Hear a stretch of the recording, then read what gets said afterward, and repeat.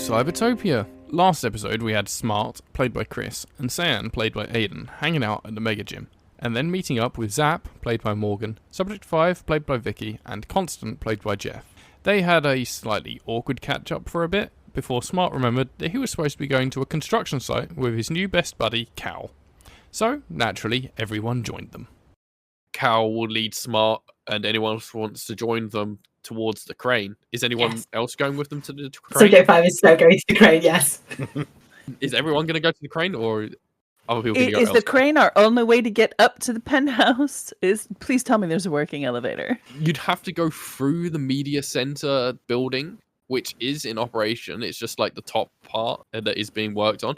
Like you could potentially go through the building itself. Otherwise, you could go via the crane potentially. It's probably not a straightforward route in, but it would at least get you to the right height, I guess. Which is the expected route for the general builders who are not doing crane. For the people doing internal work, they would go up through the building, but people working on the outside, like Cal is at the moment, it would be like lifting building materials via the crane up alongside the building. So just for clarity, Cyan, for whatever reason, innocent reason, wants to be on the inside crew list and therefore will follow the inside crew. Okay. And just blend in with them as there's definitely internal workers going in as well. There's like people who have to do electrical work and stuff that would be inside. But if people also want to go on the crane, they can do that. I presume it's like a service elevator we got, well, like the main public one. I think Zapp is definitely gonna go from the inside, but I think Zapp is gonna grab like a clipboard or a briefcase or something and try to put on the look of a certain kind of professional. Yeah. Rather than standard builder crew. Yeah. Okay, Constant, which way are you going? I'm definitely gonna follow in the inside crew. I'm gonna leave crane climbing to the people that I know can climb wonderfully. Okay, so everyone that's going inside is going to need to roll like a blending in roll. So if I can aid onto their blending in roll, or I like to try to lean on my center of attention learning that I have, but more so I was going to just barrel through. Zapp was kind enough to grab a clipboard. I've got the cable. I don't know if the cable's even useful, but the cable like slung over my shoulder still is like, I have my hand camera. We're part of Amazing Corp's home decoration and electrical safety clearance department team. We're going to need access to that top floor for at least 20, 30 minutes here. So if you could just buzz us in. Okay. What I'll say is that this can be both Constant's main role, but also their assist role to Zapp and Cyan. So we'll have this one first. Yeah. So trying to use my fast talk to get us by. Yeah. So with a +3, nailed it. 8. 8 total. Yes. Okay. Potentially is trying too hard, doing that thing where definitely doing the poses and stuff, but anyone that actually knows this business would be like, that's not how you'd hold those cables, like that. You're holding the sledgehammer on the wrong end. Okay, let's have Cyan and Zapp. So Cyan's going to use his Admiral Dormanship and analysis. So Dormanship obviously to do the physical, carry the loads in, and hide his face with some physical object. Oh, yeah. And analysis to basically make sure he's matching the protocols. Okay, yeah, that makes sense. I like that. 17. Okay, Cyan is doing a grand job of looking like he belongs there. Let's have Zapp. I think I can use my Cyber Sovereign for this. Sure. You will incur your embarrassment. Yeah. So that's 13 on the die, 16. What does the embarrassment do again? That's a -2 for traumas, -1 for traumas. -1 for the embarrassment, yeah. If you roll another trauma on it, it will become a -2 trauma. Then it gets lower, yeah. Okay, yeah. Okay, so 15. That's one success against your embarrassment trauma. So you get 3 of those, or 2 more. You'll get rid of it. Okay. But yeah, you managed to hold it together. You've got some like proper boots on. You're maybe struggling to figure out the walking pattern when you don't have high heels on, but you're managing to blend in as well. And I think between the two of you, you can kind of maybe like put Tim's in between you, and you're trying to shepherd him in and like hide him amongst your own blending in. That you can tell he's really going overboard, like walking on, going, "I'm a builder." It'd be like, here, hold this, and give him something so heavy that he has to focus on that rather than actually pretending anything. Yeah, so he's struggling along, but you managed to all like get into the service elevator, and Tim's was saying some stuff about needing the floor to themselves, but no one's really listened to that. They're just like, yeah, just get up and get to work. And yeah, you all get up into this penthouse, and it's a pretty bare bones room. It's still being worked on. There's some like windows still missing. There's a lot of like bare cables, exposed wiring and stuff, but it is a structurally intact kind of floor. I'd say there's no bathrooms or anything. There's nothing installed here yet. It's literally just like a shell of a kind of roof unit. Smart and Subject 5 go into the little crane elevator with Cal. And it zips up at an incredible pace, and maybe it makes you a bit wheezy as it's going, but you will ascend to the top of this crane, and you can see across the whole city. This is perhaps the tallest skyscraper in the city, and you can see across the whole thing. And if you look around, you'll be able to spot where you were previously. Subject 5 would be able to see the harbour where they'd been, but the harbour side apartment that Connie had. And you can probably also spot out, like, in the distance, the abandoned warehouse district where you'd had the incident with the exploding building. So that maybe gives you a bit of pause for thought. But you get to the top of this skyscraper height crane, and you can see forever, basically. Cal gets up there and he's like, so yeah, this is where I do my work. And I pull levers, and I make the stuff go up and down, and if I turn this one, it spins, like, really slowly.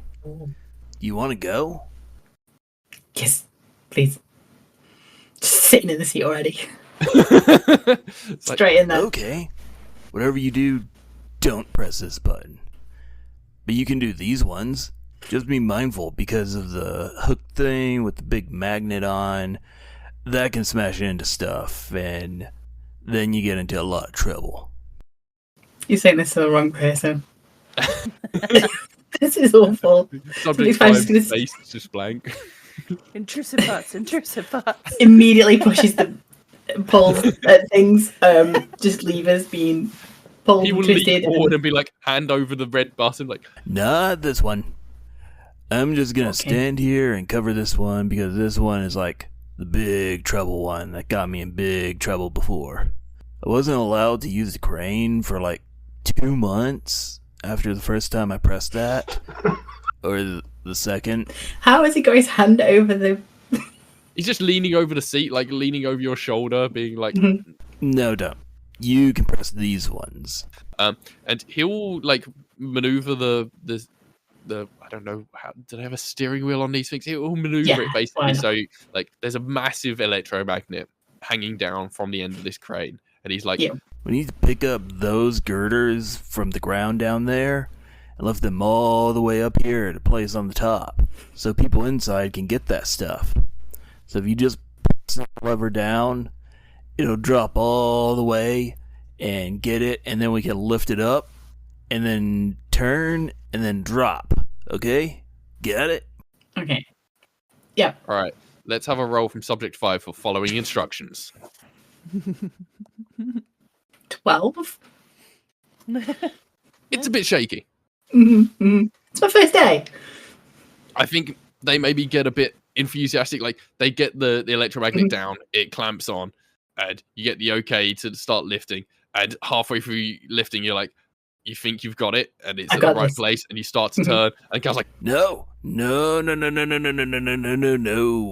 And the materials kind of swing towards the building, and he manages to stop it just in time, and you manage to lift it right up and get it into place. And the two of you can probably tell as this happens, like, if you were to try and like climb out across the crane, you could go down the cable at this moment as that stuff is there, and you could get onto the roof that way. What did he say would happen if I push the button? He did not tell you what happens. He just said, okay. Is he distracted when I've like shook a little bit? I think as this is all going on, he's probably quite distracted in like making sure, probably leaning out the window, like trying to get a good line of sight on the materials to make sure they are in place, they're secured. There's someone on the other side that is like releasing them from their grips. So he's not directly watching what Subject 5 is doing right now. Right. Are they pressing that button? Subject 5 is going whoops, full hands both on this button. Okay. Smart. What are you doing whilst this is going on? Are you just like staring out the window or? Like, there's no words to describe how beautiful this is. They should have sent a poet. The sky, the big buildings, and he's just sobbing at how beautiful this is. Just looking out into the entirety of the city. He loves this. This is the best thing that's ever happened to him. I think this is like also captivating Cal a little bit. He's hearing your words, and because he's so enamored with Smart at this point, Cal is like, "Whoa, man, that's beautiful." And he's leaning out. He's also slightly distracted by Smart's words, and Subject 5 goes and presses the button, and you hear a whole bunch of creaking and groaning as there's some mechanism that is now moving within the crane itself. The crane isn't like turning, it's not lifting or lowering or anything, but something is happening with the crane, and Cal like brings his head back and he's like, "Oh no." Oh no. Right, No. I gotta do some things. Don't touch anything else. I need to do some emergency brake stuff to stop the crane from... When you press that button, it starts the process for the crane to, like, fold up. And so that process has now started for the crane to start shrinking down to its smaller size. So you can feel the crane is starting to shudder. It's a very slow process because if you do that stuff fast, then stuff breaks. So Cal is now frantically grabbing power wrenches and stuff and clambering outside of the cab to get on the mechanism that would stop this from continuing. And I think he gets on a little two-way radio kind of thing to the people at the bottom and is like shouting, "Stop it, stop it, stop it. No, you can't do that with people inside." So he is now like completely in disarray and outside distracted. You two can do whatever you like, but you're on a tight time limit here because the crane is collapsing itself. And you said that the crane was kind of next to the building? Yeah, so the crane arm is still above the building. It is still connected to the materials that you dropped for the moment. Until you like retract the electromagnet, it's going to remain there on top of the building for the time being. There are people at the other side that are busily kind of disconnecting the girders and stuff and kind of trying to move them into place wherever they're supposed to be on top of the roof. Can I get the attention of Smart and then just kind of point at the arm over the building? This Smart's reaction to that. You want to go outside and see the beautiful city for yourself through the other side of the window? Yes, but also Cal's not here. So it'd be like, you getting my attention, like, yeah, we can go. Where's Cal? Down. Let's just down. Cal, down. Down. Is it obvious from where I am what Cal is actually doing? If you were paying any attention at all, even vaguely, you would have heard Cal's panic and his kind of rushed, hurried explanation of what he's doing. And yeah, you wouldn't have been able to miss him kind of climbing outside of the cab through the door to start doing stuff on the outside of the cab. So you can still see him. He's not gone like far. He's probably just on like a platform outside, tinkering with something, banging stuff and cursing probably quite loudly. Oh man, I'm so fired. I am so fired. I think I would want to help, right? Like it's if I'm realizing something's going wrong, then I need to help on that. So is there any way I could help with what he's doing? Because I don't want him to lose his job. That's okay. Is Subject 5 just going to start climbing regardless? Yeah, Subject 5 will probably turn to Cal as they're going outside and just be like, "Thank you for the opportunity," and then just run for it. Yeah. Okay, let's have a climbing roll from Subject 5. My hands do are you all still have sweaty. climbing as a skill? I do. Nice. No. I have reptilian nature and reptilian body enhancements. Yep, for sure.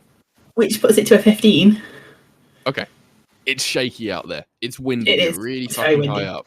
and you've probably never climbed a crane before, but you have, I don't know, sticky lizard hands and that kind of wiry strength of a lizard. So you're able to clamber across to the end of this crane arm. Meanwhile, Smart hops outside to join Cal on the platform, wanting to help, and Cal's like, yeah, okay, so I need to turn this gear out here at the same time as you're turning the wheel inside. Maybe if you go inside, I can shout to you and we can do this together, and hopefully that'll, like, stop the process. As you're having this conversation, you can feel the crane drop like 5 feet. Not quickly, but there's a gradual feeling of that dissension. And probably also Subject 5 feels this on the crane arm. The crane arm suddenly gets that little bit closer to the building. Do the builders notice as well? There's definitely an air of panic throughout everyone in the area at this moment. And you can probably hear across radios, and the people inside the building can hear some frantic goings on the radios. You probably don't know that it is associated with Smart and Subject 5, but there's some stuff going on outside. Let's have some sort of mechanical roll from Smart. Do you have anything like that? Not really. No, I've got security breaking in my hacking gloves, but they don't really seem to work on this one. So I'll give you vibing because you're doing something with Cal again. Okay, and we're trying to hold it together, right? Oh yeah, I'll give you holding together.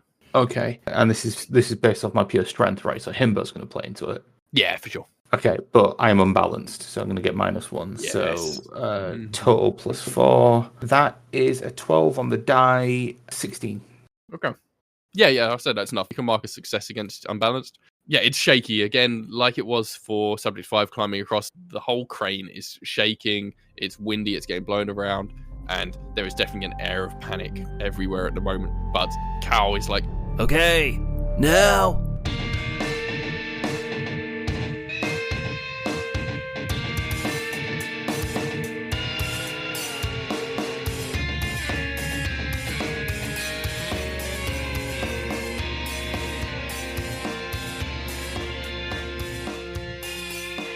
Welcome to the mid-roll.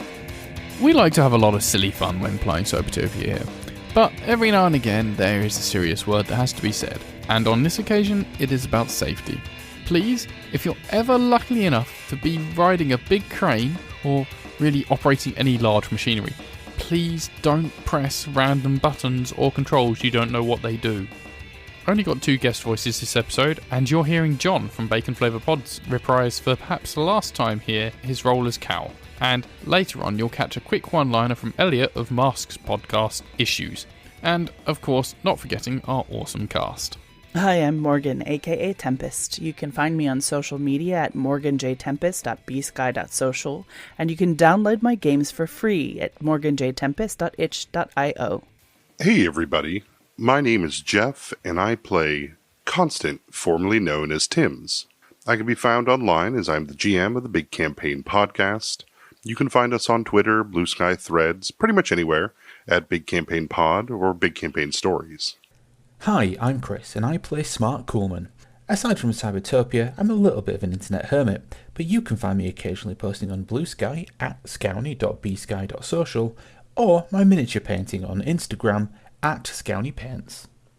Hello, I'm Vix, I play Subject 5, and you can find me on Blue Sky, Twitch, and YouTube as the Counselling DM. Hi, I'm Aidan, and I try to play Cyan. You can find my games at pix-at-flies@gmail.com. I've slowed down on game design recently, but I still love those games, so do check them out. I think this might be the first time I've promoted a City of Mist actual play, and it's not a system I've had a whole lot of exposure to, but it's a similar setup to Powered by the Apocalypse games, like my much beloved Monster of the Week. It's given a bit of a neo-noir paint job, but with fun mystical and fantasy elements to really enable some wacky storylines. This AP, 8-track Overpass, has been going for a few months now, and certainly hits all of those points with a heavy mallet, mixing comedic moments and tropey characters with superb, mysterious plot lines and dramatic investigation. A private investigator heading up the case. Only one thing comes to mind: murder-suicide. Watson, what the f*** are you talking about? Please, God, let us keep that in. A professional wrestler whose blood runs cold. Oh my god, you literally are Elsa using the Let It Go Shut up! phrase.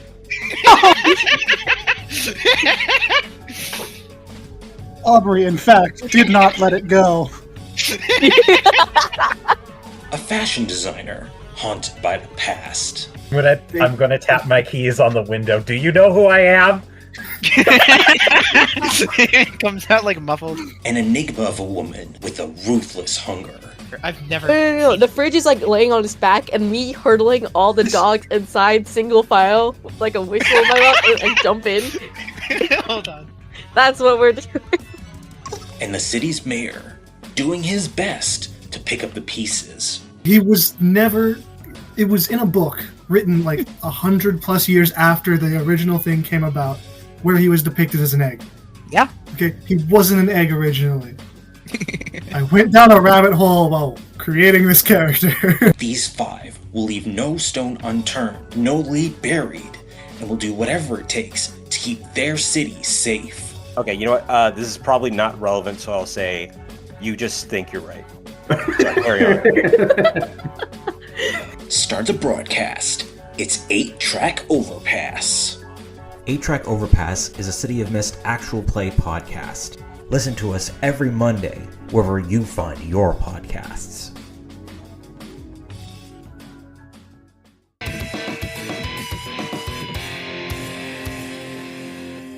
You twist a thing, and you can feel the crane come to a halt, and a sigh of relief goes across all the radios. Everyone's like, "Okay, clear." Cal climbs back in. He's like, "Where's Subject 5? And looks across to the end of the crane and sees the lizard person on the end of the crane. Sequin shining in the sunlight. Oh, you know what? Actually, that's kind of helpful. We need someone to release the cable on the other side so the big magnet doesn't crash into the building. Subject 5 doesn't have a radio, do they? If you shout really loudly, I'm sure they can hear you. You would know that it's really noisy up there. The wind is just blowing, and like you wouldn't be able to shout. Cal turns to Smart. It's like, Dude, I have a massive favor to ask you, and this is super dangerous. You, my best friend, who I've known my entire life and loved like a brother since the day I was born, I would do anything for you. Smart. You're the best. Can you climb out and tell your friend that we need to release the clamp on the magnet? Please don't fall. There's a safety cable that I can attach to you so you're not gonna fall. And if you get out there to your friend, try to clip it to them as well so they don't like fall too. Because if you fell, I don't know what I would do. Wow. You gonna be okay? I will. I'm already like tying the security thing to myself. like already climbing outside. Just like, okay, we're on. Let's go. So you climb outside, and he clips you onto like a safety rail that is there, and you can start climbing across. Let's have a climbing roll from Smart. Okay, that is an 11 on the die. Himbo and holding it together. You're definitely going to be unbalanced. Oh, and my unbalanced. So 14. Okay. It's really shaky. I think you get out there and you don't realize until now how windy it's gotten and how shaky the crane is. And a few times you slip, and then the safety rail catches you. But eventually you can get up to where Subject 5 is, who is, I think, has probably got onto the end of the crane and realized like how high they are, and it's just kind of clinging on at this moment. And you get up to them, you meet back up. You can see you're directly on top of the roof now, and it's maybe 5 meters down the cable to the electromagnet. There is a clamp at the end of the crane arm that attaches onto the cable, so you can get there, and I think you can easily just press that button if you want to. Equally, you do know you're a few meters above the building at this point. You could climb down if you wanted. Cal wanted me to do something, so I'm going to do the thing that Cal wanted me to do. I don't think I'm going to realize how loud it is vis-a-vis my voice coming out versus the sound of the wind, so I'm just going to try saying it at first. and it'll be completely lost, right? Because, like you say, it's really loud out here. You'd have to get like right up to them, be like right in their ear. Oh, that's just weird. So obviously that's what I'm going to do. Like I'm shouting stuff. It's clearly not happening. Wander right up into your ear, subject 5, and just be like, "We've got to do a thing." Cal said to button, push the button. What's subject 5 thinking? They climbed out. Yeah. I'm assuming with the intention of climbing onto the roof. Oh yeah, for sure. Just gonna shake hand and just go like roof. So below them, Sayan has basically trying to get a rope together so he can like help swing the rope up. I love it. Oh, yeah. Give them something they can abseil down. Yeah, I'll say that Sayan could have like climbed out like the hatch onto the roof from the inside and is notionally kind of hanging out with the people that are unhooking the materials that were dropped, and is maybe standing next to the electromagnet where the cable is hanging down to, and can see the other two now above them. Wave at Sayan. Can get some sort of rope or cabling or something, and try and fashion a lasso to assist in anybody that would be trying to get down. Yes. Okay, so let's have an assist roll from Sayan to help subject 5 get down. I'm pretty sure like reptilian nature and the body enhancements would work as well. Yeah, sure. It's an okay. So I think if we include Hunter, that is going to be a 12. Okay, so that's a +1 assist. You managed to, I think, you don't get the rope to subject 5, but you manage to hook it onto part of the crane arm so that there is at least a line that could give them something to steady them on if they were to climb down the cable. Okay, let's have the subject 5 climbing down roll. So it's a 14 on the die, plus reptilian nature, plus the reptilian body enhancements, plus the assist is 19 altogether. Okay. It's not smooth, but No. it does work. Okay. And I think probably looks at Smart and does the hand movement to point down, and Smart is watching as you just kind of gingerly descend the cable, and a couple of times you nearly kind of swing out and then you grab onto the rope that Sayan threw, and there's probably some other people watching this occurring on the top of the roof, and there must be something weird going on with the crane. Like, this must be something to do with that. And you get down to the bottom and you step off the cable and maybe turn to give Smart the thumbs up, and Smart presses the button and the clamp releases, the electromagnet starts ascending, and then Smart can climb back across the crane arm to the cab with Cal, who is looking very sweaty right now, more so than when you were in the gym. Gives you a big hug when you get back in, I think, then swings the arm out and starts kind of shutting down the cranes, this was well enough for one morning. And then you can both go down in the lift through the crane down to the ground floor again. And I think as soon as Cal gets out, he kneels to the ground, touching it. Oh, it's so good to see you again. I think I'm done with the crane. They're not gonna let me back in there. You get 3 strikes, and I already had my 3rd, so this is my 5th? I need to go and chill out for a while. Are you good here without me for a bit? I think that I've only seen you do one thing wrong, so that's 1. That's not 4. So if you're supervisor needs help counting, I'll go with you, and I'll make sure you keep this job, because you did so good up there. You got us up and down, and that's the most amazing thing I've ever done.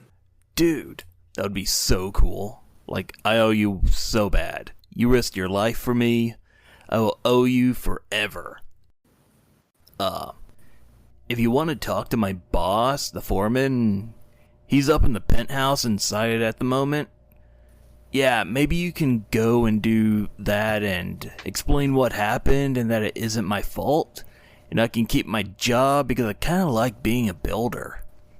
They keep trying to replace us with robots, but I don't know if that's gonna work. Let's do it. We'll do this together. We can do this, my brother. He does the kind of puppy dog eyes of, oh, he just called me his brother. That's the nicest thing anyone's ever said to me. And yeah, you guys can go up in the service lift to the penthouse where everyone else is at the moment. And Subject 5 has managed to clamber themselves down and through, and them and Cyan have managed to get back into the inside bit. As you all kind of reconvene in this penthouse, you get up there and the foreman is on some sort of call, and you can hear a lot of shouting. They're an angry man, and Smart and Cal go to approach him, and as soon as he comes off of his call, he's red-faced bloke, really has been huffing and puffing, just looks at you, shakes his head, and then shouts to everybody in the site. Tools down, jobs off, everyone out. And he just barges straight past you, and Cal's like, "Oh, I think we're off the hook."